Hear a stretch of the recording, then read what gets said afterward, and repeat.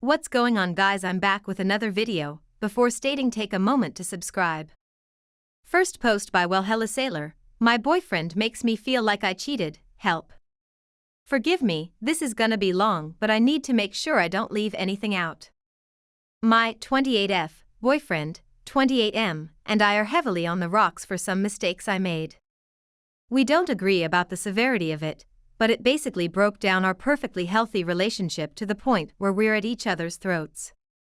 I'm posting this since no one on here knows either of us, so your opinions would be impartial. Some background info: I am in the military, he is in a similar male-dominant industry. We met a year ago, and last month is when shit really hit the fan. We currently live on opposite ends of the country as of late, but we see each other every 3 or so weeks. But let's get to the incidents. Incident 1. In the middle of our relationship is when we started our hiccups. I deployed for a short time, about 4 months. A month into my deployment, my boyfriend started to express his issues with a friend I had, we'll call him Aaron. He was the type of guy who was considered attractive, and got a lot of female attention. I friend-zoned him, and that's where he stayed. He was my guy friend I went to bitch about my boy problems, and we would casually kick it, before I started dating my BF. It was totally platonic. He might have made some flirty comment to me before, but I never acknowledged. I talked about him before to my BF, but it would be about something Aaron said that was relevant to whatever conversation we were having. Eventually, he got cold and I got dumped because my BF said it seemed like I had unfinished business with him because I talked about him a lot. I can see how that would make him uncomfortable, but it was a wild assumption. He apologized for his assumption, and we got back together a few days later. I terminated our friendship with Aaron on my accord for unrelated reasons. Incident 2. I was going up for a new set of orders, and I was nervous about how I would be ranked. I wanted to go to 2 specific commands, and if someone in one of those commands vouches for you, you have a higher chance of going there. There was a guy there that I used to work with, we'll call him Ryan. I reached out to Ryan and told him I was up for selection, and asked that he put in a good word. He said he would drop my name everywhere, but then he used the fact he was doing me a favor to try to talk to me in a sexual manner. He would repeatedly ask me what kind of porn I liked, and urged me to answer the question. I ignored those comments, and when the conversation would circle back to work-related things, I would then reply. But not to the inappropriate comments.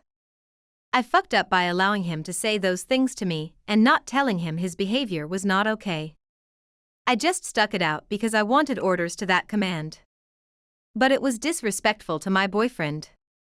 Irrelevant, but I did not get those orders.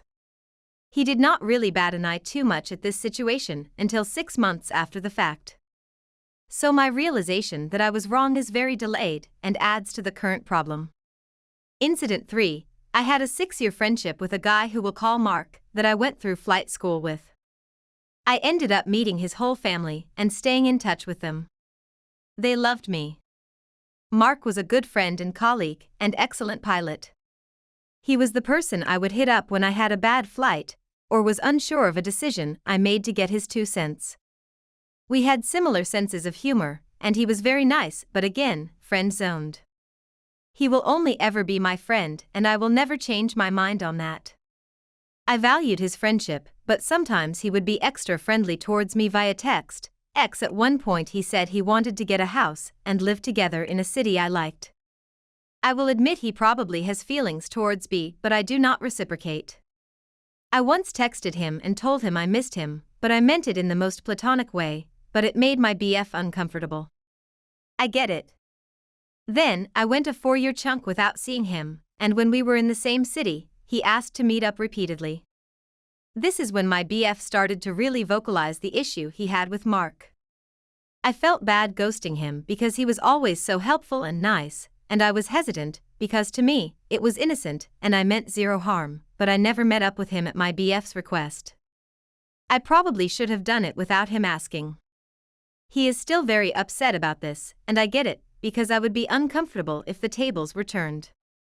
I just think I would handle it differently. Incident 4. There's a guy who we will call Tyler who asked me on a date a few times when I was single. I never accepted, though he was always nice and didn't make me feel bad for rejecting him. I was dating my BF when Tyler said he would be in the new city I moved to for work. I responded, "That's great. But I want to be straight with you, I have a boyfriend now, and I'd like to see that through."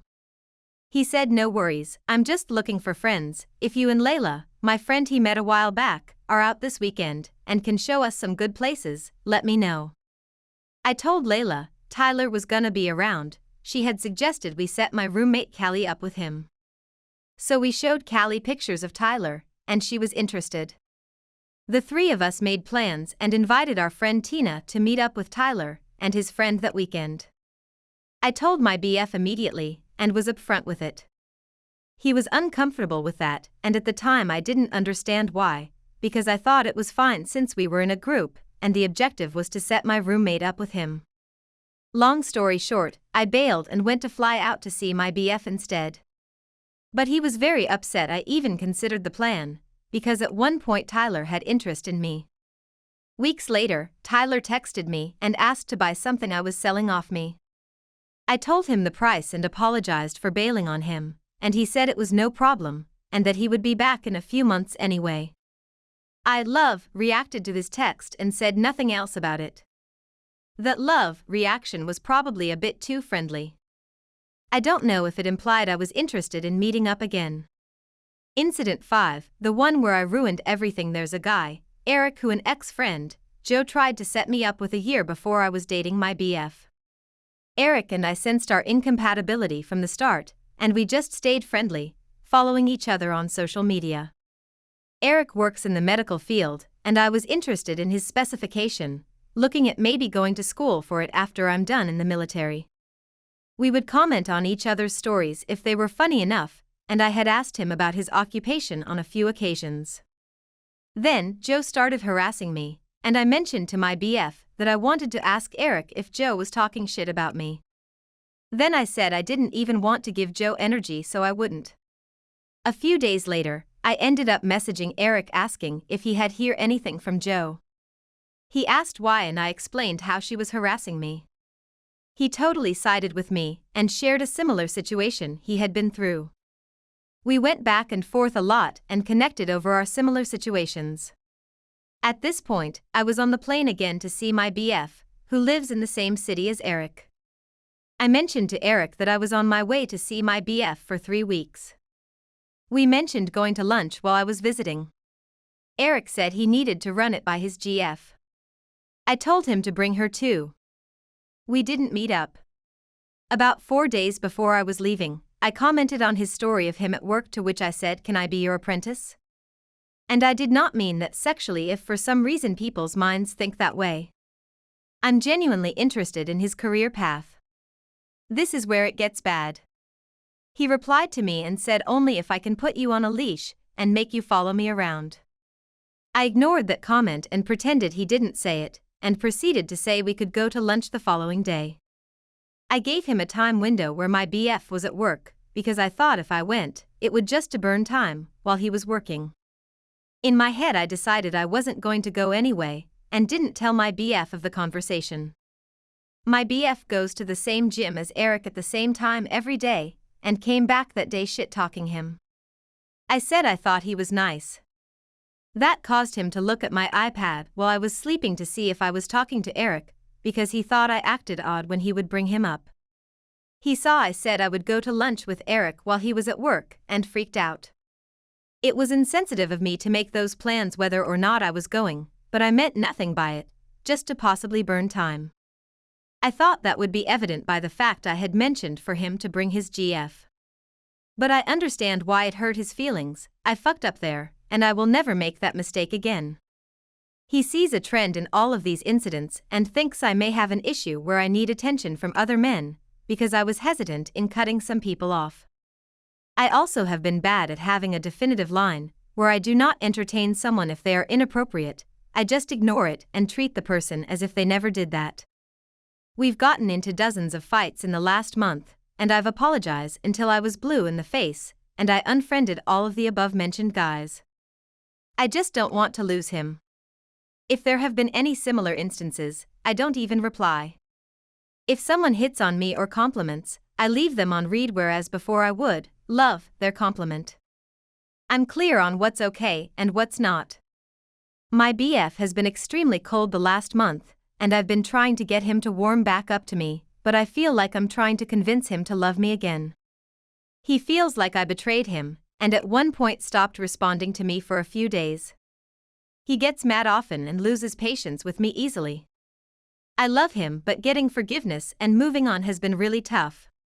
These situations come up often in arguments. I've been extra sweet, complimenting him, basically throwing myself at him. His responses are friendly but distant. Loving but seemingly empty at the same time. Any thoughts? What can I do to make this right? It seems like nothing I do will ever be enough. TLDR, I've been too nice to other men, and sometimes agree to hang out with them in an appropriate setting because in my eyes it will never not be platonic, and my boyfriend is extremely upset at me for putting myself in that position multiple times due to the circumstances. Comments. Number 1, by Bog Lyric. The issue is that although you have been completely platonic with all these guys, your BF knows they didn't have platonic feelings for you. In his head, none of this was platonic. To him, you've entertained people who were clearly interested in you. The difficulty is, if you go through life cutting out all the guys who maybe find you attractive and have an interest, you will have zero male friends. One of my daughters has this exact problem. Every guy who has presented himself as a friend to her has, at some point or other, tried to hit on her. Every single one. Your BF seems like someone who has zero tolerance. It sounds like he needs you to not only call these guys out on their advances, but then block and ignore them also. I feel like you have probably developed your own way of coping, which is just ignoring advances, but not calling people out on them, because who needs to be arguing with guys every week? I think your BF could do with understanding that as an obviously attractive person, you are going to get attention and that's going to continue. There may be room to discuss with him how he feels it would be best to handle that attention. Does he need you to let him know immediately that someone texts something dodgy? Do you need to agree with your BF on possible responses such as, "Eric, that's inappropriate, I meant a professional apprenticeship"? The aim of the discussion should be to find a framework for handling these approaches that you find comfortable to use, but which also keeps your BF in the loop, so to speak. I suspect most of his issue is because he isn't privy to much of the info until later, because you're an adult and you just normally deal and move on. I am tempted to say your BF is a little over the top about things, however I understand him feeling insecure because your method of handling these things, while it works for you, seemingly leaves the door open to these guys, even though I know that's not really your intention. Men have the ability to shut things down with impunity. In a male-dominated world, such as you live in, it's not so easy for a woman to shut things down without the possibility of consequence sometimes.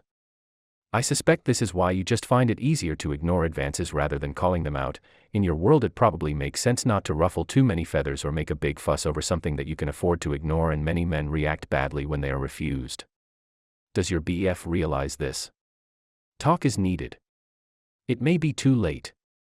Your BF is no doubt trying to insulate himself against pain by shutting you out as much as possible now, but I do wish you luck. It is extremely difficult to navigate as a female in a male world. Good luck, my dear.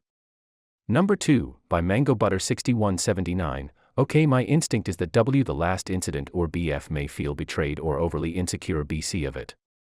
I think guys have a fear that women always create a backup plan or something, so maybe that's what he is assuming. His only other option is to trust you when you say there's nothing going on between you and Eric, and he isn't doing that based on his current temperament. That's the whole problem actually, is that he just doesn't trust you. Personally, I think the thing Eric, I think you are right that he shouldn't think you are trying to do anything shady with him BC of fact that you mentioned to him in the chat for him to bring his GF. But the way your BF found out about the Eric chats was not good BC. He was already not trusting you, and then you were just recently talking to Eric about lunch plans while your BF is busy, so it doesn't look good to him. The thing is, or BF may also have seen that you invited his GF to lunch you and Eric, and thought that's evidence enough that you aren't doing anything shady. But ITHJNK or BF's problem is that he doesn't want you talking to any guys at all for any reason. And you obviously don't see any problem having male friends and acquaintances, and I guess that's okay, but if your life partner doesn't agree with it, it means you probably are not compatible. I don't know why your BF hasn't come out and just told you that yet. Instead you are thinking you are doing so many things wrong, when you probably aren't, but it's looking that way. BC, you two are coming from different places.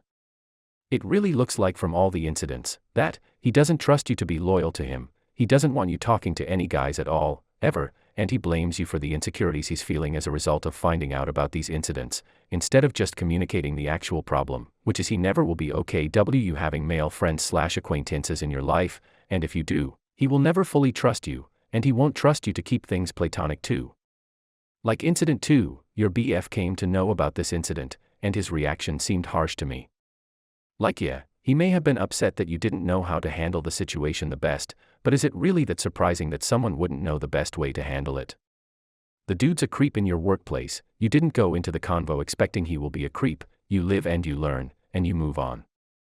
Only you will be able to tell what's the best way you could have handled it. It's not an easy situation.